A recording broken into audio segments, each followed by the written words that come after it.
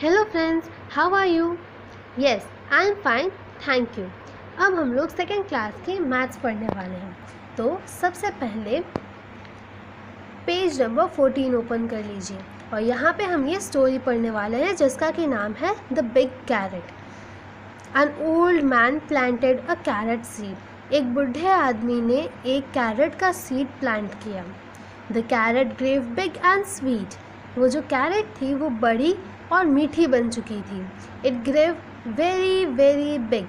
जो कैरेट थी वो बहुत बहुत बड़ी हो गई थी। He tried to pull out the carrot, but it didn't come out. उस बूढ़े आदमी ने बहुत मेहनत की उस कैरेट को बाहर खींचने की। उसने बहुत खींचा मगर फिर भी कैरेट बाहर ही नहीं आ रही थी। He quickly called his wife. उसने जल्दी से अपनी बीवी को बुला लिया। The old man pulled the carrot leaves and the old woman pulled him. जो ओल्ड मैन था उसने कैरेट के लीव्स को पकड़ के खींचा और उसकी वाइफ यानी कि जो ओल्ड वुमेन थी उसने अपने पति को खींचा। But they could not pull it out. मगर फिर भी उन दोनों के जोर लगाने पर भी कैरेट बाहर नहीं आ सकी।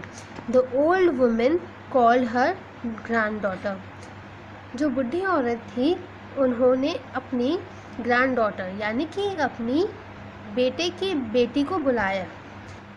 The old man, the old woman and the granddaughter tried but could not pull the carrot out. वो बुढ़ा आदमी, उनकी वाइफ और उनकी ग्रैंड डॉटर ने बहुत ट्राई की मगर फिर भी वो तीनों मिलाकर के भी कैरेट को बाहर नहीं खींच पाए। The granddaughter called the dog. अब ग्रैंड डॉटर ने अपने डॉग को बुलाया। डॉग यानी कुत्ता। उन्होंने अपने कुत्ते को बुलाया। The old man, his wife, the granddaughter and the dog could not pull the carrot out. वो बुढ़ा आदमी यानी कि the old man, उनकी वाइफ, उनकी ग्रैंड डॉटर और वो डॉग ये लोग भी मिलके उस कैरेट को बाहर नहीं खींच पाए। उसके बाद then the dog called the cat. उसके बाद जो डॉग था उसने बिल्ली को बुलाया। Everyone pulled and the cat held onto the dog's tail. सब लोग उस कैरेट को खींचने में लगे हुए थे और जो कैट थी उसने कुत्ते की पूंछ पकड़ के उसे खींचा। The carat didn't move. जो कैरेट थी फिर भी हिली भी नहीं वो कैरेट। ठीक है। The cat called the mouse. अब बिल्ली ने चूहे को बुलाया। They all pulled hard together. उन सब ने मिल के बहुत ज़ोर से उस कैरेट को पुल किया। And the carat came out. और वो कैरेट बाहर आ गई। ज़बूम यानी कि ज़बूम जैसी आवाज़ करते हुए। They all fell down. और वो सब लोग नीचे गिर गए। They were so excited so they all went to the kitchen to make gajar ka halwa and ate it up. वो सब लोग इतने एक्साइटेड हो गए थे। एक्साइटेड का मतलब होता है उत्साहित। वो सब लोग इतने उत्साहित हो गए थे कि वो लोग किचन में गए और गाजर का हलवा बनाकर उसे खा गए। ठीक है। अब हम लोग आगे बढ़ते हैं। अब यहाँ पे हमें कुछ क्वेश्चन आंसर्स दे रखे हैं जिसमें हमें पूछा गया है कि look at the picture and right. ये पिक्चर जो हमें दे रखी है उसे देखना है और इन क्वेश्चंस के आंसर करने हैं। सबसे पहला क्वेश्चन है how many are pulling the carrot out. इस कैरेट को पुल करने के लिए यहाँ पे ठीक है, तो यहाँ पे कितने लोग हैं? 1 2 3 4 5 6। कितने लोग हैं? 6। तो हम यहाँ पे क्या लिखेंगे? 6। Who was the first one to pull it? Carrot को सबसे पहला पुल करने वाला इंसान कौन था? तो सबसे पहले किसने पुल किया था? याद करो। यस, सबसे पहले द ओल्ड मैन जिसने कि कैरेट के सीड को प्लांट किया था उसी ने पुल किया था। तो यहाँ इसका आंसर क्या आएगा? The old man. The cat is dash in the line. Cat कौन से नंबर पर आती है इस लाइन में? तो कैट कहाँ पे है? तो ये रही कैट। ठीक है। ये कौन से नंबर पर आती है? हम गिनेंगे 1st, 2nd, 3rd, 4th और 5th। कैट कौन से नंबर पे है? 5th नंबर पे। तो यहाँ पे क्या लिखेंगे? The cat is 5th in the line. अब यहाँ पे नीचे कुछ और क्वेश्चंस दे रखे हैं। Who was the 4th one to pull the carrot? 4th number पे कौन आया था? तो कौन गिनेंगे हम लोग यहाँ पे? 1st, 2nd, 3rd, 4th। और ये 4th नंबर पे कौन है यहाँ पे? डॉग। तो इसका आंसर क्या आएगा? dog. How many were pulling the carrot before the cat came to help them? इसमें हमें पूछा गया है कि जो कैट आई उससे पहले कितने लोग कैरेट को खींचने में मदद कर रहे थे।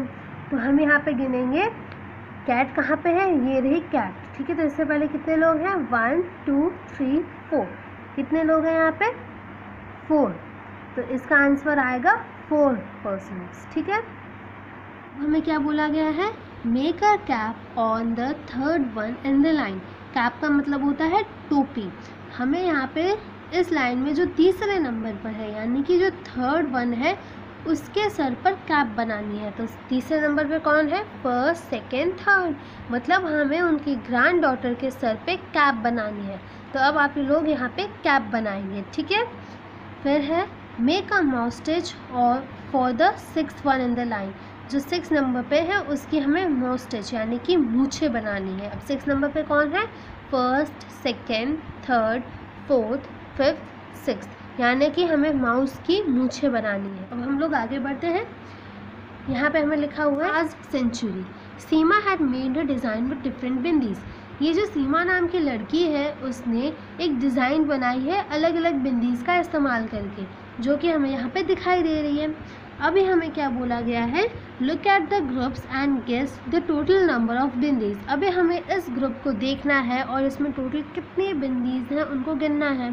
तो चलिए हम काउंट करते हैं, 1 2 3 4 5 6 7 8 9 10 11 12 13 14 15 16 17 18 19 20 21 22 23 24 25 26 27 28 29 30 31 32 33 34 35 36 37 38 39 40 41 42 43 44 45 46 47 48 49 50 51 52 53 54 55 56 57 58 59 60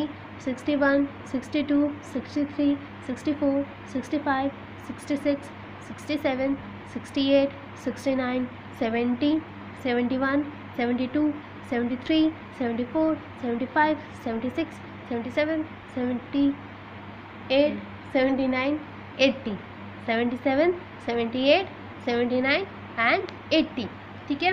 तो यहाँ पर टोटल नंबर ऑफ बिंदीज कितनी हो गई, 80, ठीक है।